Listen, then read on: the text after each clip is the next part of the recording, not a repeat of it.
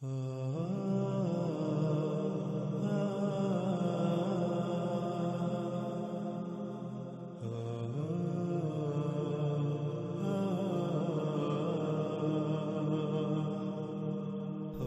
باللہ من الشیطان الرجیم، بسم اللہ الرحمن الرحیم۔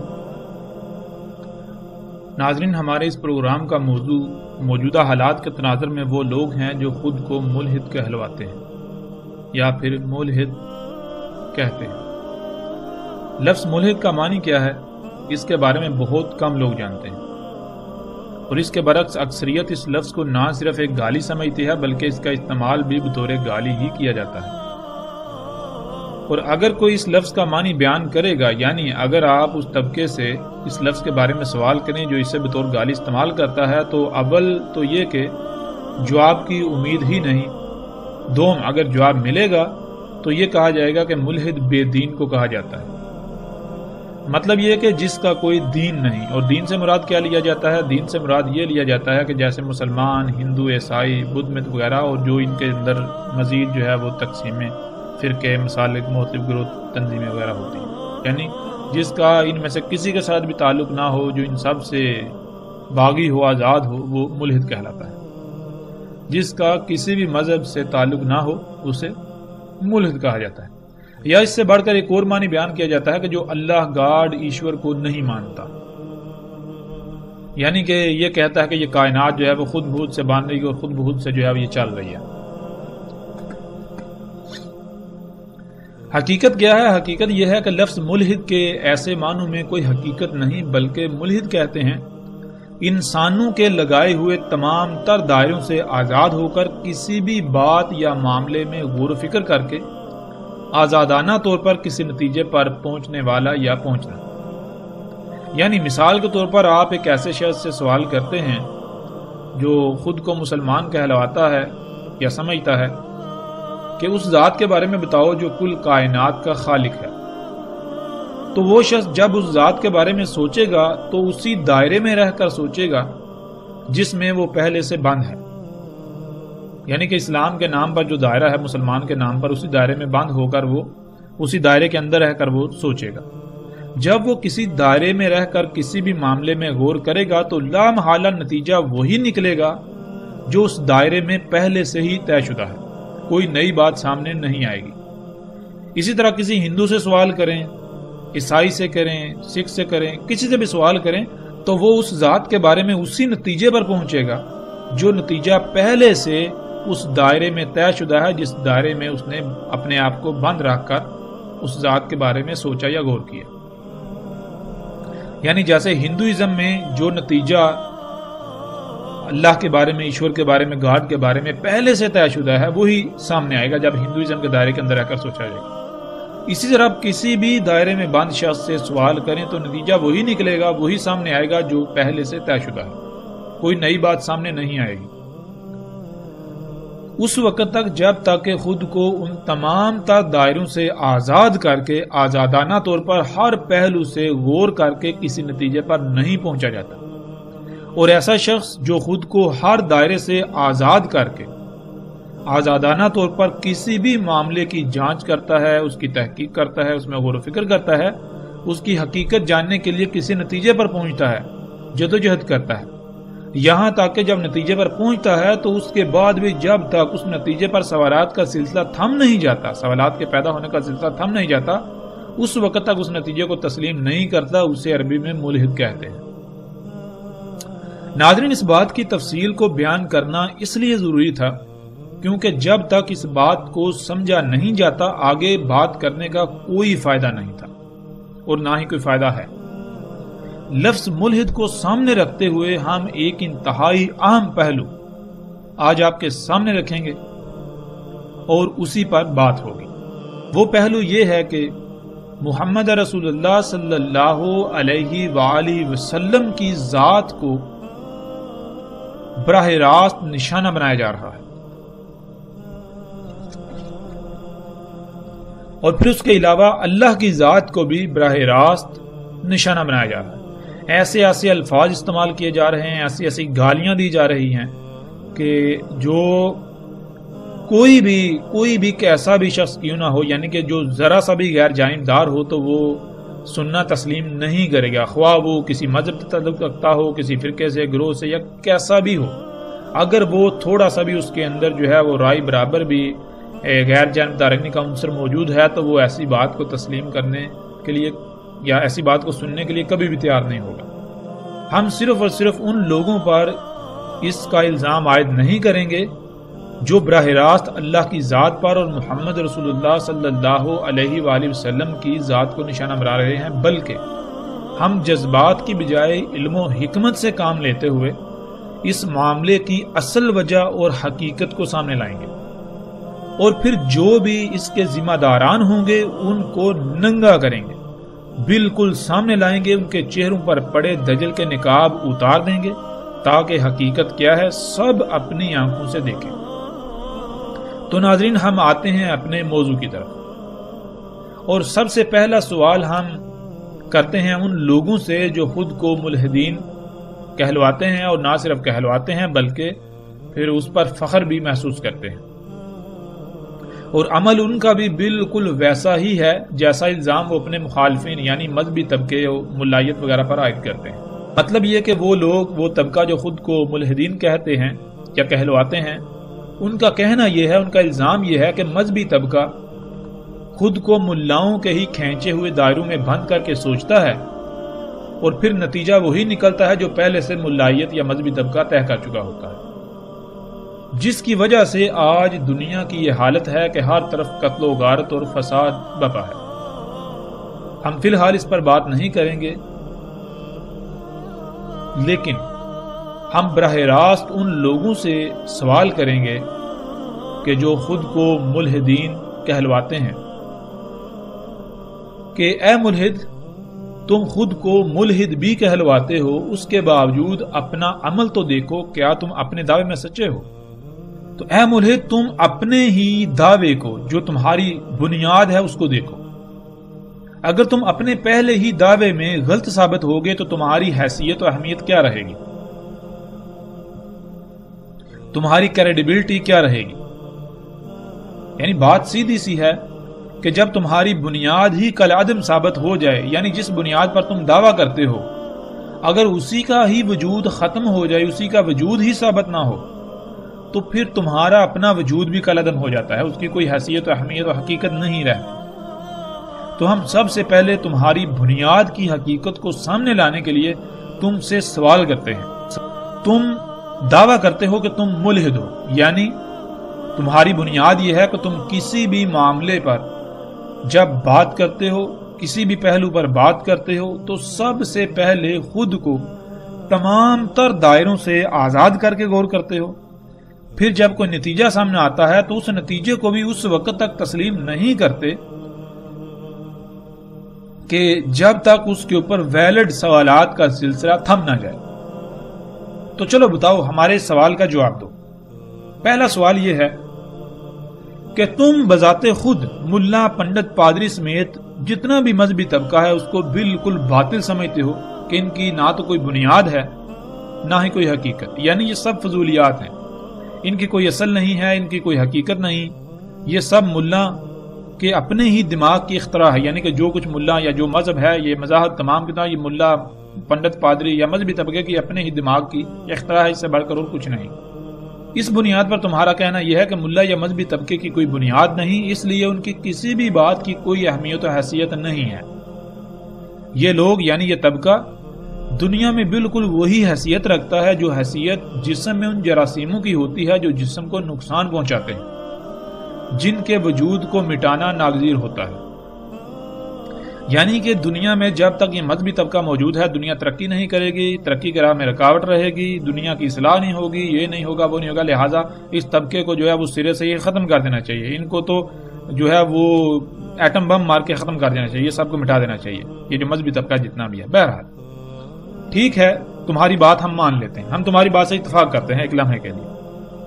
اب اس بات کا جواب دو جن لوگوں کے وجود کے ہی تم قائل نہیں، جن کی ہر بات کو کوڑے کی ٹوکری میں پھینکنا چاہیے، انہی کے تراجم و تفاسیر کی بنیاد پر تم ایک ایسی شخصیت کی کردار سازی کر رہے ہو دن رات تم نے اس میں ایک کیا ہوا ہے، دن رات اس شخصیت کی ذات کے اوپر، پھر نہ صرف اس شخصیت بلکہ اللہ کی ذات کو بھی براہ راست نشانہ بنا رہے ہو، یعنی جس ذات کے بارے میں تمہارے پاس ایک حرف بھی ایسا نہیں جسے تم سچا ثابت کر سکو۔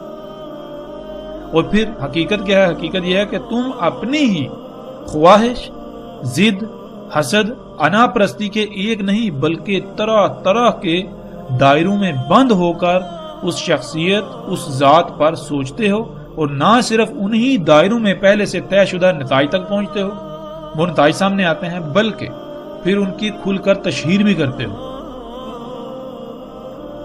اگر تم ملحد ہو تو پھر یہ بتاؤ کہ جس شخصیت کی کردار سازی تم کر رہے ہو، اس شخصیت پر تم نے آزادانہ طور پر ہر دائرے سے نکل کر تحقیق کی، یا پھر پہلے تم نے خود ایک دائرہ کھینچا، وہ کیا کہ اس شخصیت کے بارے میں جاننے کے لیے، اس شخصیت پر تحقیق کرنے کے لیے، یا اس شخصیت کے اوپر بات کرنے کے لیے تم اسی طبقے کے لٹریچر، اسی طبقے سے استفادہ کرو گے، اسی طبقے کو بنیاد بناؤ گے جس کے وجود کے تم خود قائل ہی نہیں، یعنی صرف مذہبی طبقے کے لٹریچر کو ہی بنیاد بنایا جائے گا اور اس سے باہر نہیں نکلا جائے گا۔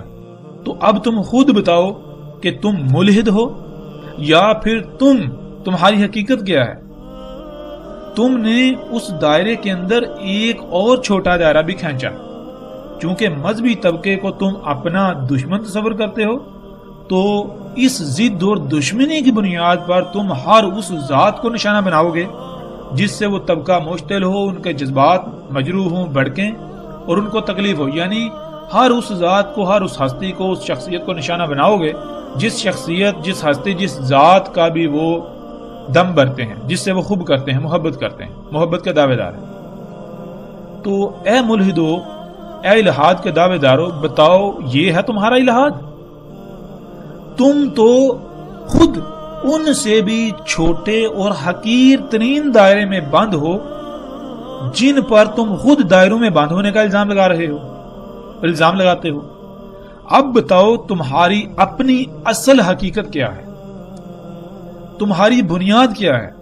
تمہاری تو اپنی بنیاد ہی کالعدم ثابت ہوگی، بنیاد ہے ہی نہیں، تم تو اپنے پہلے ہی دعوے میں جھوٹے نکلے، یعنی کہ تم دنیا کو دھوکہ دینے کے لیے الہاد کی جو ہے وہ تم نے چھڑی استعمال کر رہے ہو، الہاد کو تم نے وہ ایک ڈال بنایا ہوا ہے اپنے لیے۔ تم دعوے دار اس بات کے ہو کہ تم ہر معاملے میں تمام تر لکیروں، حدود و قیود، دائروں سے آزاد ہو کر سوچتے ہو، اس کے بعد کسی نتیجے پر پہنچتے ہو، بلکہ اس سے بھی بڑھ کر جب تک اس نتیجے پر پیدا ہونے والے سوالات کا سلسلہ تھم نہ جائے اور تمہیں اطمینان نہ ہو جائے، اس وقت تک تم نتیجہ تسلیم نہیں کرتے۔ تو بتاؤ جن ذاتوں کو دن رات تم نشانہ بنا رہے ہو، ان کے معاملے میں تمہارا الہاد کہاں گیا؟ یعنی تم بھی بالکل اسی طرح منافق ہو جیسے تم اپنے مخالفین کو ثابت کرتے ہو، بلکہ تم تو ان سے بھی کئی گنا بڑھ کر بڑے ہی پختہ ترین اور ذلیل ترین منافق ہو۔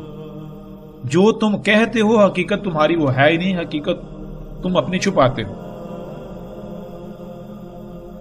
لفظ ملحد یا الہاد کا صرف تم اس لیے استعمال کرتے، اس لیے سہارا لیتے ہو تاکہ سامنے والا جو ہے اس کے اوپر ایک روب، ایک دبدبہ بیٹھ جائے کہ بھائی یہ تو ملحد ہے، ہم اس سے کیسے بات کر سکتے ہیں، اس نے تو جو بات کرے گا وہ ہر پہلو سے اس نے اس کے اوپر تحقیق کی ہوئی ہے، ریسرچ کی ہوئی ہے، غور کیا ہوا ہے، تو اس کا مقابلہ کیسے کیا جا سکتا ہے؟ صرف تم اس کا سہارا لیتے ہو، حقیقت کچھ اور ہے تمہاری۔ حقیقت کیا ہے؟ اللہ کے فضل سے ہم اس کو کھول کر رکھیں گے تمہارے سامنے۔ تو یہ بتاؤ کہ جب تم قرآن کی بات کرتے ہو، اس کی آیات کی بات کرتے ہو، تو تمہاری بنیاد تراجم و تفاسیر ہوتے ہیں۔ ان تراجم و تفاسیر اور روایات کی بنیاد پر تم قرآن میں اختلافات تلاش کر کے سامنے لاتے ہو اور اپنے سچا ہونے کا دعویٰ کرتے ہو۔ اب ذرا یہ بتاؤ، تھوڑا غور کرو، اپنے ہی گریبان میں جھانکو، کہلواتے تو خود کو ملحد ہو، لیکن اس معاملے میں بھی تمہاری مثال بالکل اس شخص کی سی ہے کہ جس کو ہاتھی دیکھنے کا تو بہت شوق تھا، بہت شوق تھا، اس نے ہاتھی نہیں دیکھا ہوا تھا، اور پھر اس کا پالا ایک ایسے شخص سے پڑا جسے خود بھی ہاتھی کا علم ہی نہ تھا، لیکن ہوا کیا، وہ شخص جس سے اس کا پالا پڑا وہ الٹا ہاتھی والا ہونے کا بھی دعوے دار تھا کہ میرے پاس ہاتھی ہے۔ اب کیا ہوا یوں کہ دونوں کا آپس میں رابطہ ہوا، ملاقات ہوئی، اور ملاقات کے دوران وہ اس کے سامنے ایک بھینس لے آیا، کیونکہ وہ بھی اسے ہاتھی ہی سمجھتا تھا۔ تو اس نے ہاتھی دیکھ لیا۔ جب اس نے ہاتھی دیکھ لیا تو اس کا معاملہ ایسا ہوا کہ جیسے اس کے ہاتھ کوئی بہت بڑا راز لگ گیا ہو۔ اس کی زمین کے اوپر اس کے پاؤں نہیں لگ رہے، پھولا نہیں سما رہا۔ وہ بستی میں گیا اور چیخنا چلانا شروع کر دیا کہ لوگو لوگو لوگو، دیکھو تمہارے پاس جو ہاتھی کے بارے میں معلومات ہیں وہ غلط ہیں، یعنی کہ تم جسے ہاتھی کہہ رہے ہو وہ بکری ہے، اور خود کو وہ سچا اور باقی سب کو غلط سمجھتے ہوئے فخر کے ساتھ بھینس کو ہاتھی بنا کر پیش کر رہا تھا۔ بہرحال آگے جو سامنے والے تھے ان کا معاملہ یہ تھا، وہ انہوں نے بکری کو ہاتھی بنایا ہوا تھا، بکری کو ہاتھی سمجھتے تھے۔ اب ظاہر ہے وہ اسے کیا جواب دیں گے؟ اب وہ جو شخص ہے جو بھینس کو ہاتھی بنا کر پیش کر رہا تھا اس کے سامنے سب لاجواب، کوئی اس کو جواب نہیں دے رہا۔ اس وجہ سے وہ پھر مزید پھولتا گیا اور اس نے کہا جی بس میں ہی ہوں۔ تو بالکل اسی طرح تمہارا معاملہ بھی بالکل یہی ہے کہ نہ تم خود قرآن کو جانتے ہو کہ قرآن کیا ہے، اور نہ وہ جن سے تمہارا پالا پڑا، جس کو وہ لوگ تمہیں قرآن بنا کر پیش کرتے ہیں، تم اسی کی بنیاد پر قرآن کو غلط اور خود کو سچا ہونے کے دعوے دار بنے پھرتے ہو۔ اگر ذرا سی بھی تم میں عقل ہوتی تو عقل کے اندھوں کبھی غور تو کر لیا ہوتا کہ قرآن میں اختلاف ثابت کرنا ہے، نہ کہ تراجم و تفاسیر میں۔ تمہارا معاملہ بالکل ایسا ہے کہ تمہارے سامنے ایک شے بنا کر رکھی اور تمہیں کہا جی اس میں کوئی خامی تلاش کرو، تو تم نے کیا کیا کہ تمہیں وہ شے نظر ہی نہ آئی، تم اندھے ہو گئے۔ تمہارے سامنے کسی نے ایک نقل لا رکھی اور تم نے اس نقل میں جب دیکھا تو اس میں تو اختلافات تھے، تضادات تھے، تو اس نقل کے اختلافات کو، تضادات کو تم نے اصل کے اوپر تھوپنا شروع کر دیا، منطبق کرنا شروع کر دیا، اصل سے منسوب کرنا شروع کر دیا۔ اب کوئی بھی ایسا شخص عقل مند ہو سکتا ہے؟ تم خود ہی فیصلہ کرو۔ تو اب یہ ہے کہ تم نے قرآن میں اختلافات ثابت کرنے کے لیے تراجم و تفاسیر ان کو استعمال کیا۔ ہاں ایک شرط پر تم تراجم و تفاسیر اور روایات وغیرہ کو بنیاد بنا سکتے ہو اگر قرآن خود اس کی اجازت دے تب، ورنہ اس کے باوجود تم اگر ایسا کرتے ہو تو جان لو دنیا میں سب سے بڑا بیوقوف اور جاہل کوئی دوسرا نہیں ہو سکتا تمہارے سوا، تمہارے علاوہ، تم سے بڑھ کر۔ عقل کے اندر جس شے کے بارے میں بات کرنا مقصود ہو تو اس کے بارے میں سب سے پہلے شرط ہے کہ علم ہونا لازم ہے، علم ہونا شرط ہے۔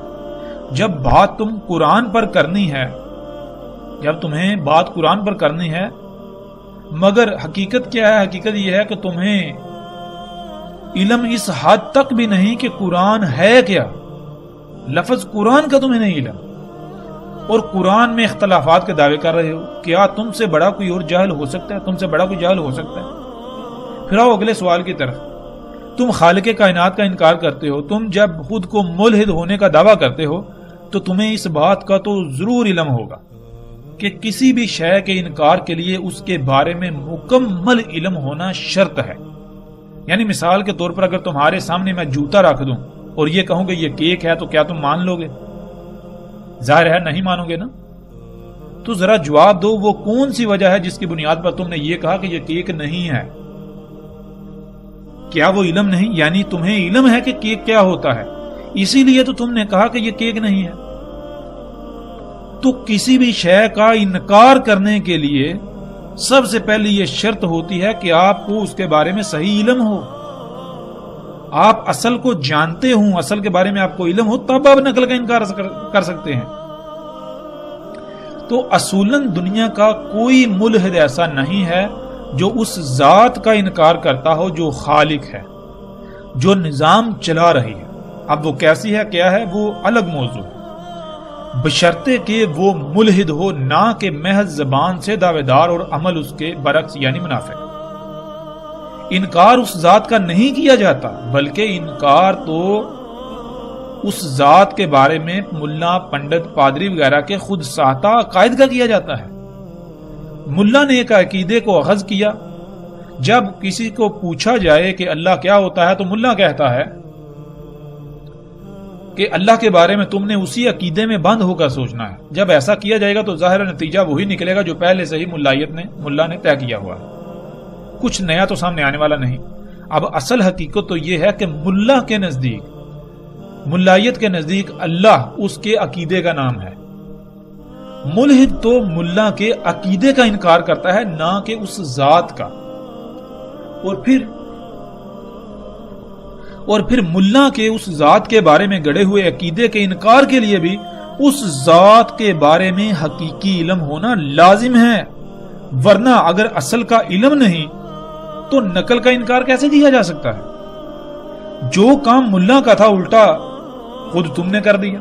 ملا کے عقیدے کا کفر ملا کے نزدیک اللہ کا کفر ہے، اور تم نے ملا کے عقیدے کا کفر کرنے کے بجائے الٹا اللہ کا کفر کر دیا، الٹا اللہ کا ہی کفر کر رہا ہے۔ اور پھر تو اس میں بھی محض جھوٹا ہے، کیونکہ تجھے اصل کا تو علم ہی نہیں۔ یعنی اگر تو ملا کے عقیدے کا بھی انکار کرتا ہے تو صرف اسی بنیاد پر کر سکتا ہے کہ تجھے اصل کا علم ہونا چاہیے۔ اگر تجھے اصل کا علم ہی نہیں تو کس بنیاد پر انکار کرے گا؟ تو اللہ کا انکار تو دور کی بات ہے، تو ملا کے عقیدے کا انکار بھی نہیں کر سکتا۔ اگر واقعتاً تو علم رکھتا ہے تو پھر آ میدان میں اور جواب دے۔ اگلا سوال، اے ملحد ہونے کے دعوے دار، چل اس بات کا جواب دے کہ تو نظریہ ارتقاء کا مکمل قائل ہے، نہ صرف قائل ہے، اس کی حمایت کرتا ہے اور اس کا پرچار بھی کرتا ہے، اس کو بالکل حق سچ تسلیم کرتا ہے۔ نظریہ ارتقاء کیا ہے اس پر ہم بعد میں تفصیل سے بات کریں گے، لیکن ہم یہاں جو بات کریں گے وہ یہ کہ ہم تیرے ہی الفاظ، تیرے ہی عقائد و نظریات، تیرے ہی علم سے، تیری ہی باتوں سے ہم تیری بنیاد ختم کر دیں گے۔ ہم تیری حقیقت تیرے ہی سامنے لا کھڑی کریں گے۔ تو خود ہے کیا؟ تیری بنیاد ہے ہی نہیں۔ تو ان سے بھی انتہائی گیا گزرا ہے جن پر تو یہ الزامات لگاتا ہے، جن کو تو کہتا ہے کہ ان کی کوئی حیثیت و اہمیت نہیں۔ ہم تجھے بتائیں گے تیری اہمیت و حیثیت کیا ہے، تیرے ہی سامنے تجھے ننگا کر دیں گے، تیری حقیقت کھول دیں گے۔ تو ناظرین، ہم آپ کو بتاتے چلیں کہ نظریہ ارتقاء، اس پر ہم تفصیل کے ساتھ بعد میں بات کریں گے، اور اس نظریہ ارتقاء جو ہے اس کی حقیقت کو ہم ایسے چاک کریں گے، ہاں جو اس میں حقیقت ہے وہ بھی آپ کے سامنے رکھیں گے، باقی جو کچھ انہوں نے اس سائنس کے نام پر اپنے مفادات کے حصول کے لیے دنیا کو دھوکہ دینے کے لیے بیچ میں ملاوٹیں کی، جو چیزیں سامنے رکھیں وہ بھی آپ کے سامنے رکھیں گے، سب ہر پہلو سے کھول کر سامنے رکھیں گے۔ لیکن یہ جان لیں کہ جو نظریہ ارتقاء ہے اس کی بنیاد کیا ہے۔ نظریہ ارتقاء کی بنیاد 4 اصول ہیں، 4 اصول، اور وہ 4 اصول کیا ہیں؟ وہ سائنس کے اصول ہیں، یعنی کہ سائنس ان کو تسلیم کرتی ہے، وہ باقاعدہ تحقیق اور ثابت شدہ ہیں سائنس کے نزدیک۔ سائنس جو یہ کہتے ہیں پرووڈ علم، تو وہ چاروں کے چاروں اصول جو ہیں وہ پرووڈ ہیں۔ ان میں سب سے پہلا اصول کیا ہے کہ تغیرات، یعنی کہ نظریہ ارتقاء جن 4 اصولوں کی بنیاد پر کھڑا کیا گیا، وضع کیا گیا، گھڑا گیا، ان میں سب سے پہلا اصول ہے تغیرات۔ تغیرات کسے کہتے ہیں؟ مثال کے طور پر ناظرین، آپ ایسا کریں کہ کسی ایک جانور کو اپنے سامنے رکھیں، آپ ایسا کریں کہ آپ گائے کی مثال لے لیں، تو آپ گائے کو دیکھتے ہیں کہ جتنی بھی گائے ہوتی ہیں، اگر آپ ایک سے زائد گائے اپنے سامنے رکھیں، 10 20 40 50 گائے ان کو اپنے سامنے رکھیں، تو آپ دیکھیں گے کہ ہر گائے جو ہے اس میں وہ ایک جیسی نہیں ہے۔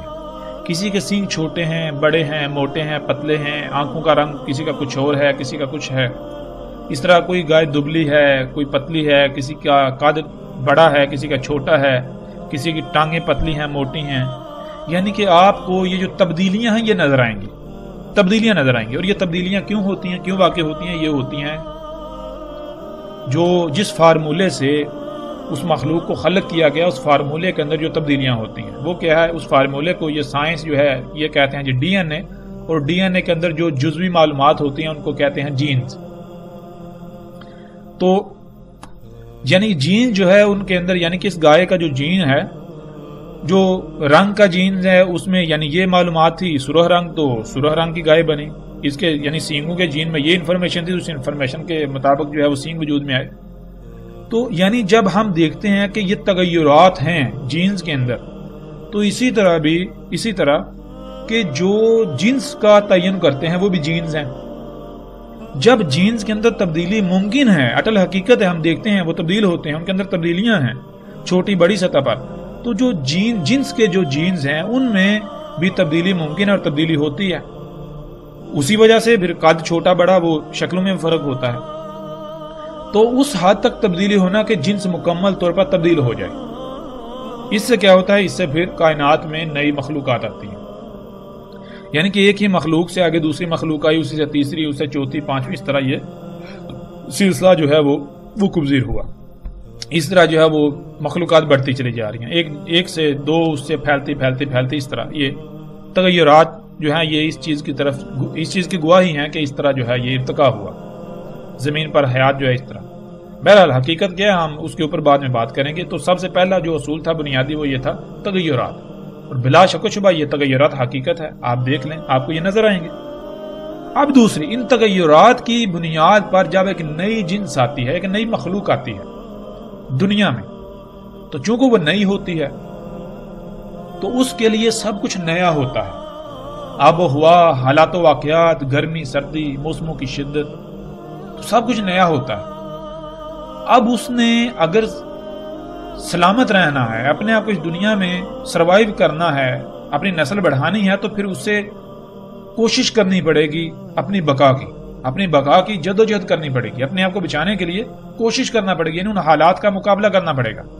اس کو کہتے ہیں بقا کی جنگ، یعنی کہ اپنی بقا کے لیے جد و جہد کرنا، حالات سے مقابلہ کرنا، ان کے سامنے ڈٹ جانا. تو جو مخلوقات، یہ جو اصول ہے، اس اصول کی بنیاد پر پھر یہ سائنس یہ کہتی ہے، ان ملحدین کا یہ کہنا ہے کہ جو مخلوقات اپنی بقا کی جنگ میں کامیاب ہو جاتی ہیں تو وہ ان کی نسل پھیل جاتی ہے زمین میں، وہ نظر آتے ہیں ہم جاندار مخلوقات. اور جو اپنی بقا کی جنگ ہار جاتی ہیں، جو مخلوقات اپنی بقا کی جنگ ہار جاتی ہیں تو فطرت ان کو فنا کر دیتی ہے، ان کے یعنی کہ وہ خاتمہ ہو جاتا ہے ان کا. یہ تھا دوسرا اصول، بقا کی جدوجہد، بقا کی جنگ. تیسرا اصول وہ کیا ہے؟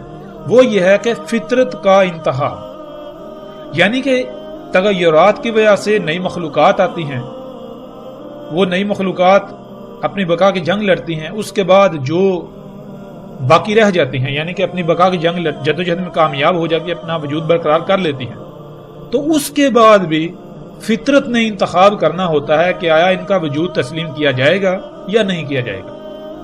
تو وہ کیا ہوتا ہے کہ فطرت یہ کہتی ہے کہ جو میرا متی رہے گا، جو میرا فرما بردار رہے گا، جو میرا تابع رہے گا، یعنی کہ جو فطرت کے قوانین کی وائلیشن نہیں کرے گا، جو فطرت کی ضد نہیں بنے گا، جو فطرت کے ساتھ دشمنی نہیں کرے گا، فطرت کے اوپر قائم ہو جائے گا، جو فطرت کو تسلیم کر لے گا، اس کے اندر ڈھل جائے گا، تو فطرت اس کا وجود تسلیم کرتی ہے، اس کو جگہ دیتی ہے.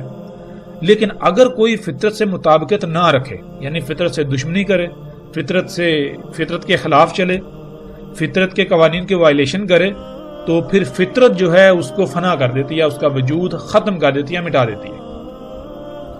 اب ناظرین، جو چوتھا اصول ہے وہ انہی تین بنیادی اصولوں کا نچوڑ ہے. تو اس کے اوپر ہم نہیں جائیں گے، اس لیے کیونکہ ہمارا جو اصل نقطہ ہے وہ تھا یہ ان چار بنیادی اصولوں میں سے یہ جو اصول ہے فطرت کا انتخاب، یعنی اگر انگلش میں کہیں تو نیچرل سلیکشن. فطرت جس کا انتخاب کرتی ہے وہ مخلوقات جو ہے وہ زمین پر دنیا میں رہ سکتی ہیں. فطرت جسے ریجیکٹ کر دے، مسترد کر دے، تو ان کا وجود کلعدم ہو جاتا ہے، وہ فنا ہو جاتی ہیں، فطرت انہیں مٹا دیتی ہے. لیکن اس کے لیے فطرت جو ہے وہ خود سے نہیں کرتی کہ دیکھو اس کو ہٹا دیا جائے، مٹا دیا جائے، اس کو رکھا جائے، نہیں. اس کے لیے یہ ہے کہ مخلوقات کے اوپر ڈیپینڈ کرتا ہے، ان کے اوپر منحصر ہے کہ آیا وہ فطرت کے اوپر قائم ہوتی ہیں، فطرت سے مطابقت رکھتی ہیں، یا پھر وہ فطرت کے خلاف عمل کرتی ہیں، فطرت کے خلاف چلتی ہیں، فطرت کے قوانین جو ہیں اس کی وائلیشن، اس کی مخالفت کرتی ہیں، اس کے برعکس چلتی ہیں. تو جو فطرت سے مطابقت نہیں رکھیں گی، جو مخلوقات جو فطرت سے دشمنی کریں گی، تو فطرت ان کو فنا کر دے گی، ان کو مٹا دے گی، ان کو کالعدم کر دے گی۔ یہ اٹل حقیقت ہے، اس سے آپ بھاگ نہیں سکتے، اس کا آپ انکار نہیں کر سکتے۔ اب ناظرین، نظریہ ارتقاء کی بنیاد جو 4 اصولوں پر کھڑی ہے، جو 4 بنیادی اصول ہیں، ان میں سے ایک اصول جو آپ کے ہم نے سامنے رکھا وہ یہ ہے، نیچرل سلیکشن، فطرت کا انتخاب۔ اب اس اصول کو سامنے رکھیں، اور اب اس اصول کو سامنے رکھتے ہوئے وہ لوگ جو خود کو ملحدین کہلواتے ہیں اور کہتے ہیں، پھر وہ دن رات رٹا لگاتے ہیں کہ مذہب نے انسانیت کو کیا دیا، سب کچھ تو سائنس نے دیا، مذہب نے اتنا عرصہ دنیا کو دھوکے میں رکھا، پتھر کے دور میں رکھا، مذہب جو ہے وہ ترقی کی راہ میں رکاوٹ ہے، اور سائنس نے انسان کو دیکھو یہ سفر کے لیے جدید ترین سواری کے ذرائع دیے، گاڑیاں، جہاز، پھر کام اتنی تیز رفتاری سے مشینیں بنا دی، کیا کچھ نہیں سائنس نے دیا، دیکھو خوراکیں پروڈیوس کی جا رہی ہیں، پیدا کی جا رہی ہیں، یہ وہ ساری، دیکھو سائنس کی وجہ سے کیا کچھ ہو رہا ہے۔ تو یہ ان کا جو دعویٰ ہے، کن کا؟ ملحدین کا، جو اپنے آپ کو ملحد کہلواتے ہیں۔ اور اس کے علاوہ وہ تمام کے تمام لوگ ہی ہمارے یہاں مخاطب ہیں جو خود کو مذہب کے لبادے میں چھپا کر حقیقتاً وہ بھی اسی صف میں کھڑے ہیں جس صف میں خود کو ملحد کہلوانے والے کھڑے ہیں۔ یعنی اکثریت آج ایسی ہے کہ جو خود کو مذہبی دینی طبقہ سمجھتی ہے، کہتی ہے، لیکن حقیقت ان کی بھی حقیقت جو ہے بالکل ملحدین کی طرح ہے۔ حقیقت ان کی کیا ہے؟ حقیقت میں وہ سائنس سے اتنے متاثر ہیں کہ وہ سائنس کو اپنے لیے مسیحا سمجھتے ہیں، وہ ان مشینوں کو، ان ایجادات کو اپنے لیے مسیحا سمجھتے ہیں، فائدے سمجھتے ہیں۔ سائنس کی ترقی سے وہ انتہا درجے کے متاثر ہیں، جس کی وجہ سے انہوں نے کیا جناب، دنیا الگ ہے، دین الگ ہے، یعنی کہ یہ سارا کچھ دنیا کے کام ہے، دنیاوی معاملات ہیں، اور ان کو موجیں کرو یا عیاشیاں کرو، ان کو بھی استعمال کرو، عیاشیاں کرو، اور دوسرا دین جو ہے وہ الگ، دین کیا ہے؟ وہ مذہب ہے۔ یہ تو اب ہم بڑھتے ہیں آگے۔ تو اے ملحدو، یہ جواب دو کہ جب تمہارا اپنا نظریہ ارتقاء جس بنیاد پر کھڑا ہے، وہ اصول یہ کہتا ہے کہ جو مخلوقات فطرت سے مطابقت نہیں رکھتی، جو فطرت سے دشمنی کرتی ہیں، فطرت کے خلاف چلتی ہیں، تو یہ اٹل حقیقت ہے کہ فطرت ان کا وجود فنا کر دیتی ہے، ان کو کالعدم کر دیتی ہے، ان کو مٹا دیتی ہے، ان کا نام و نشان ختم کر دیتی ہے۔ تو پھر یہ بتاؤ کہ یہ جو سائنس کر رہی ہے، یہ جو سائنس کے نام پر کیا جا رہا ہے، یہ جتنی بھی تم ایجادات کر رہے ہو، یہ جس کو تم ترقی کہتے ہو، یہاں تک کہ سائنس کے نام پر جو چھوٹی سے چھوٹی ریسرچ تحقیق بھی تم کرتے ہو، کیا وہ فطرت سے مطابقت ہے؟ کیا وہ فطرت کے قوانین کو فالو کیا جا رہا ہے؟ کیا وہ فطرت کے اوپر قائم ہونا ہے، یا پھر فطرت سے دشمنی، یا پھر فطرت سے دشمنی، یا پھر فطرت سے دشمنی؟ بتاؤ کیا ہے؟ کیا تم فطرت کے قوانین کے خلاف نہیں کر رہے؟ کیا یہ تمام کی تمام ایجادات فطرت کے قوانین کے خلاف ورزی نہیں ہیں؟ کیا یہ فطرت کے ساتھ دشمنی نہیں ہے؟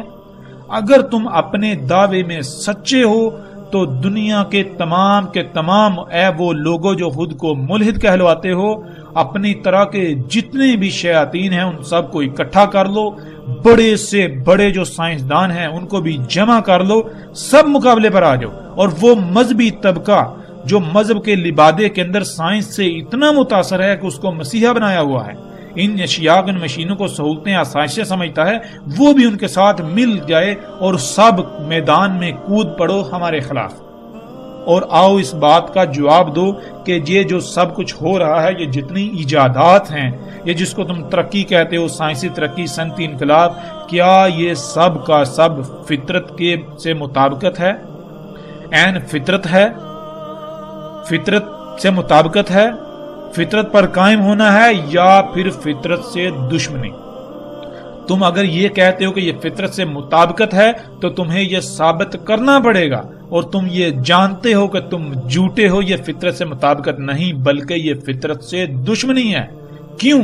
اگر فطرت سے مطابقت ہو تو یہ جو آج زلزلے آ رہے ہیں، طوفان آ رہے ہیں، سونامی آ رہے ہیں، آندیاں آ رہی ہیں، مخلوقات کے اندر طرح طرح کی بیماریاں ہیں، مخلوقات کا بیڑا غرق ہو رہا ہے، بادلوں کا نظام درہم برہم ہو رہا ہے، موسموں کا نظام درہم برہم ہو رہا ہے، درجہ حرارت دن بدن بڑھتا جا رہا ہے، پانی پھر آہستہ آہستہ بخارات کی شکل میں ختم ہو جائے گا، اس طرح آسمان پھٹ چکا، اس زمین کی، اس دنیا کی کوئی ایک بھی مخلوق ایسی نہیں ہے جسے طرح طرح کی مصیبتوں، تکلیفوں اور تباہیوں کا سامنا نہ کرنا پڑ رہا ہو۔ یہ سارے کا سارا تمہارے انہی کاموں کی وجہ سے ہے، تمہارے اسی سائنسی ترقی کے نام پر جو اعمال ہیں اس کی وجہ سے ہے۔ کیوں؟ کیونکہ یہ فطرت سے مطابقت نہیں بلکہ فطرت سے دشمنی کر رہے ہو۔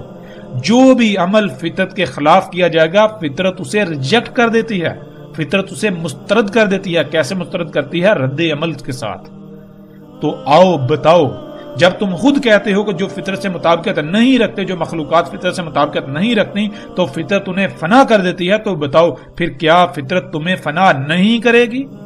یہ تمہاری اپنی سائنس یہ کہہ رہی ہے، تمہاری اپنی سائنس یہ کہہ رہی ہے، جسے یہ ثابت ہوتا ہے عقل کے اندر۔ خود اپنے ہی گریبان میں جھانکو۔ ایک طرف تو خود کہتے ہو کہ جو فطرت سے مطابقت نہیں رکھتے وہ فنا ہو جاتے ہیں، ان کا نام و نشان مٹ جاتا ہے، اور دوسری طرف اسی حقیقت اپنے ہی الفاظ کو چھپاتے ہو، اس کے خلاف چلتے ہو، اس کے خلاف کرتے ہو۔ تم سے بڑا کوئی اور منافق اور دھوکے باز ہو سکتا ہے؟ تمہاری اسی دھوکے بازی کی وجہ سے آج پوری انسانیت تمہارے چنگل میں پھنس کر وہ اپنی تباہی، اپنی فنائیت کے کنارے پر آ کھڑی ہوئی، اس مقام پر آ چکی ہے کہ اب واپسی کا راستہ بند ہو چکا۔ کیا تم لوگوں نے ان حقائق کو واضح کیا؟ تمہاری حقیقت کیا ہے؟ تمہاری حقیقت بھی اسی مذہبی طبقے کی طرح ہے۔ وہ مذہبی طبقہ کیا کرتا ہے؟ قرآن کے شروع میں پڑھتا ہے الحمدللہ، الحمدللہ کہ اللہ کے لیے ہے ہی حمد، لیکن دوسری طرف وہ کیا کرتا ہے؟ اپنے کرتوتوں، اپنے جرائم کی ذمہ داری اللہ کے اوپر ڈالتا ہے۔ تم ملحدو کیا کرتے ہو؟ تم کیا کہتے ہو؟ تم کہتے ہو کہ دیکھو تمہارا اللہ عیب دار مخلوقات خلق کر رہا ہے، عیب دار، موسموں میں عیوب، مخلوقات میں عیوب، خامیاں، بیماریاں، مصیبتیں، تکلیفیں، یہ تمہارا اللہ کر رہا ہے، اور یہی مذہبی طبقہ کہتا ہے۔ تو مذہبی طبقہ تو تمہارا ساتھی ہے، ان کو کیوں بلیم لگا رہے ہو؟ تم تو دونوں آپس میں بھائی بھائی ہو، ایک ہی کام کر رہے ہو۔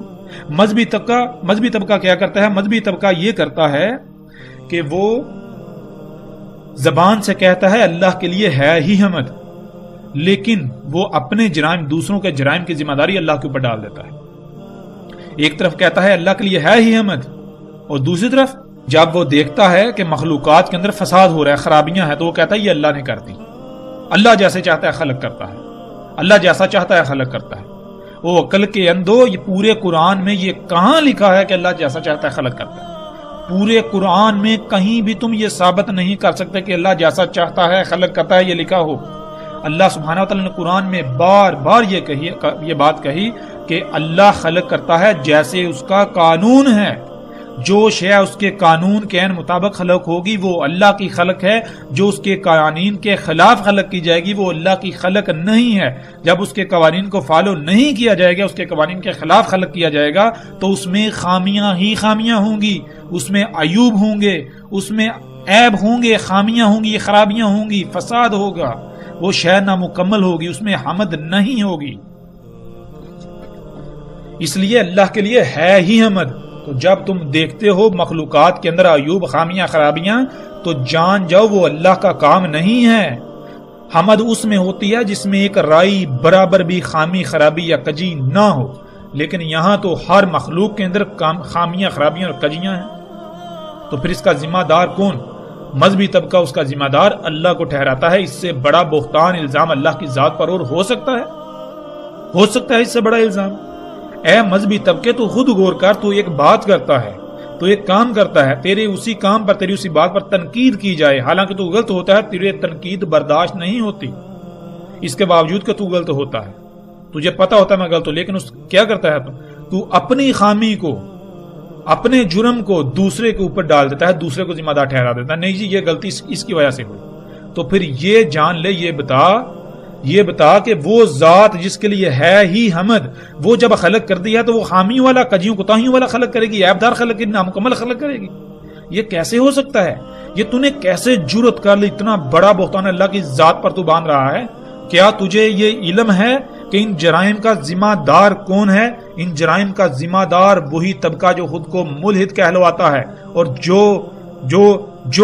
وہ لوگ جو اسی طبقے کو اپنے لیے مسیحا سمجھتے ہیں۔ یہ جو سائنسی ایجادات کے حامی ہیں، جو سائنسی ایجادات کو سائنس کو اپنے لیے مسیحا سمجھتے ہیں، جو دن رات سائنس کرتے ہیں، ان ایجادات کے بارے میں جو ہے وہ باتیں کرتے ہوئے، ان کی تعریف کرتے ہوئے تھکتے نہیں ہیں۔ انسانیت کو ہم نے یہ دیا، وہ کیا۔ یہ جتنی سائنسی ترقی ہے، اس سائنسی ترقی کی وجہ سے کائنات میں فساد ہوا، ہر شے درہم برہم ہوئی۔ یہ وجہ ہے۔ اے مذہبی طبقے، خود غور کر، تو قرآن میں پڑھتا ہے اللہ احسن الخالقین، اللہ احسن الخالقین ہے۔ خالق، غور کر، خالقین جو ہے کیا وہ جمع کا صیغہ نہیں؟ کیا خالقین ایک خالق کو کہا جاتا ہے یا ایک سے زیادہ خلق کرنے والوں کو؟ جب خالقین جمع کا صیغہ ہے، ایک سے زائد خلق کرنے والے ہوتے ہیں، تو اللہ کہہ رہا ہے ان ایک سے زائد خلق کرنے والوں میں صرف اور صرف اللہ ہے جو احسن ہے، جو احسن خلق کرتا ہے۔ احسن کسے کہتے ہیں؟ جس سے بہتر، جس سے بہترین اور کچھ ہو ہی نہیں سکتا۔ تو اس کا مطلب کیا ہے؟ اللہ کے علاوہ اور بھی خالق ہیں، وہ جو بھی خلق کریں گے ان میں نقائص ہوں گے، خامیاں ہوں گی، خرابیاں ہوں گی، کمیاں ہوں گی، کوتاہیاں ہوں گی، کجیاں ہوں گی۔ اللہ جو ہے وہ ہر لحاظ سے احسن خلق کرتا ہے۔ کیا تو نے قرآن میں یہ نہیں پڑھا کہ اللہ سبحانہ و تعالیٰ نے قرآن میں بالکل واضح کہا کہ اس نے جو بھی خلق کیا ہر لحاظ سے مکمل پرفیکٹ خلق کیا، پھر وہ خلق کر کے اس مخلوق کی ضروریات کیا ہیں بھول نہیں گیا تھا۔ اس نے اس کائنات میں سب کچھ مکمل پرفیکٹ، ہر لحاظ سے پرفیکٹ خلق کیا، اس میں رائی برابر بھی کوئی کمی یا کجی نہیں چھوڑی۔ جب ایسا ہے تو پھر اے مذہبی طبقے، تو کیوں الٹا الزام اللہ تعالیٰ کے اوپر عائد کرتا ہے؟ اے ملحدین، بتاؤ یہ جرائم کن کے ہیں؟ آج زلزلے آ رہے ہیں تو ان کا ذمہ دار کون؟ بتاؤ یہی سائنس، یہ مشینیں جب تم خلق کرتے ہو تو فطرت کو وائلیٹ کرتے ہو، فطرت کے قوانین کے خلاف کرتے ہو، فطرت سے دشمنی کرتے ہو، جس کی وجہ سے رد عمل آتے ہیں، پہاڑوں کو کاٹتے ہو، زمین کا توازن بگڑتا ہے، زلزلے آتے ہیں، زمین کو پھاڑتے ہو، کھوتے اس کے اندر جو اللہ سبحانہ نے غیب جو چھپا کر مخلوقات رکھ دی ان کو ان کے مقامات سے ہٹاتے ہو۔ اللہ نے ہر شے میں توازن قائم کیا، وہ توازن بگڑتا ہے جس کی وجہ سے یہ سب کچھ ہو رہا ہے۔ بتاتے کیوں نہیں اگر تم سچے ہو؟ اے ملحدو، اپنے جرائم کو چھپاتے ہو اور اپنے جرائم کا ذمہ دار اللہ کی ذات کو ٹھہراتے ہو۔ تم سے بڑا کوئی منافق اور ہو سکتا ہے؟ اے ملحدو، ایک طرف تم جرائم کرتے ہو، جب اس کا رد عمل آتا ہے، جب اس کا نتیجہ سامنے آتا ہے تو کیا کہتے ہو کہ یہ گاڈ کا کیا ہوا ہے، یہ اللہ کا کیا ہوا ہے، یہ اللہ نے کیا، یہ کیا ہے جی، یہ نیچرل ڈیزاسٹرز ہیں، قدرتی آفات ہیں۔ اے عقل کے اندو، تم ثابت کرو یہ کیسے قدرتی آفات ہیں۔ یہ تمہارے اپنے اعمال، جو تمہارے جرائم ہیں، انہی کے تو نتائج ہیں۔ جب تم اپنے دعوے میں سچے ہو تو اپنے جرائم جو ہیں ان کے نتائج کو بھی تو تسلیم کرو۔ ان کو تسلیم کیوں نہیں کرتے؟ جب نتائج سامنے آتے ہیں تو اس کا ذمہ دار اللہ کی ذات کو ٹھہراتے ہو، اس میں جو فائدوں کا پہلو ہے اس کو اپنی طرح منسوب کرتے ہو۔ یعنی تم نے گاڑیاں خلق کی تو جو فائدے کا پہلو اس کو اپنی طرح منسوب کرتے ہو۔ ہم نے بڑا کارنامہ انجام دیے، دیکھو ہم نے تمہارے لیے مسیحا ہے، دیکھو کیا کیا بنایا، ہم تو انسانیت کے لیے کیا کریں، ہم تو اصلاح کر رہے ہیں، فلاح کر رہے ہیں۔ لیکن جب انہی گاڑیوں سے جب دھواں نکلتا ہے جس سے پورا آسمان، یہ فضا زہریلی گیسوں سے بھر چکی، جس سے کوئی ایک بھی انسان ایسا نہیں ہے جو طرح طرح کی بیماریوں کا شکار نہ ہو، اس کو بیماریاں لاحق نہ ہوں، تمام کی تمام مخلوقات جو ہے ان کو طرح طرح کی اذیتوں کا سامنا ہے تمہاری اس کرتوتوں کی وجہ سے، تو اس اپنے ان جرائم کو نیچرل ڈیزاسٹرز قرار دیتے ہو، یعنی کہ اللہ کے کام کی قرار دیتے ہو کہ یہ اللہ نے کیا ہے۔ تم سے بڑا کوئی منافق، جھوٹا اور مکار ہو سکتا ہے؟ اے ملحدو، اے سائنس دانو، آؤ میدان میں، اور اے وہ مذہبی طبقہ جو یہ کہتا ہے کہ یہ بارشیں اللہ برسا رہا ہے، یہ زلزلے اللہ لا رہا ہے، یہ طوفان اللہ لا رہا ہے، یہ اللہ کا رہا ہے، یہ اللہ کا رہا ہے۔ تم بھی میدان میں اگر سچے ہو تو یہ جو الزامات اللہ کی ذات پر عائد کرتے ہو ان کا دفاع کرو، ان کو سچا ثابت کرو، آؤ میدان میں۔ ایک طرف تو تم مذہبی طبقہ اور ملحد ایک دوسرے کے دشمن نظر آتے ہو، لیکن حقیقت میں تم دونوں ایک دوسرے کے حامی ہو، حمایتی ہو، دونوں ایک دوسرے کو تقویت فراہم کرتے ہو۔ جرائم ملحد کرے، ملا کیا کرتا ہے، اس کا ذمہ دار اللہ کی ذات کو ٹھہرا دیتا ہے۔ پھر جرائم مذہبی طبقہ کرے تو ملحد کیا کرتا ہے، اس کا ذمہ دار اللہ کو اور ان شخصیات کو ٹھہراتا ہے کہ جن کے بارے میں وہ ایک رائی برابر بھی علم نہیں رکھتا۔ تم تو دونوں بائی بائی ہو، یہ ہے تمہاری حقیقت۔ تو بہرحال جو ہم بات کر رہے تھے وہ بات یہ ہے کہ جب سائنس خود یہ کہتی ہے، نظریہ ارتقاء جس بنیاد پر کھڑا ہے وہ اصول یہ کہتا ہے کہ جو مخلوقات فطرت سے مطابقت نہیں رکھتی، فطرت انہیں فنا کر دیتی ہے، تو پھر آج جتنی یہ سائنسی ترقی ہے، جو انسان آج عمال کر رہے ہیں، کیا یہ فطرت سے مطابقت ہے؟ اور کوئی چھوٹے سے چھوٹا دماغ والا بھی بالکل واضح جانتا ہے کہ یہ فطرت سے مطابقت نہیں ہے، یہ سب کچھ غیر فطرتی ہے۔ انسان کے اپنے ہی کرتوت ہیں فطرت کے مقابلے پر، یہ فطرت کے ساتھ دشمنی ہے۔ جب یہ فطرت کے ساتھ دشمنی ہے، جب یہ فطرت کے ساتھ مطابقت نہیں ہے، تو پھر سائنس خود یہ کہتی ہے کہ فطرت ایسوں کو کالعدم کر دیتی ہے، ان کو فنا کر دیتی ہے۔ تو کیا پھر انسانیت کی فنائیت سر پر نہیں آ چکی؟ کیا فطرت تمہیں برداشت کرے گی؟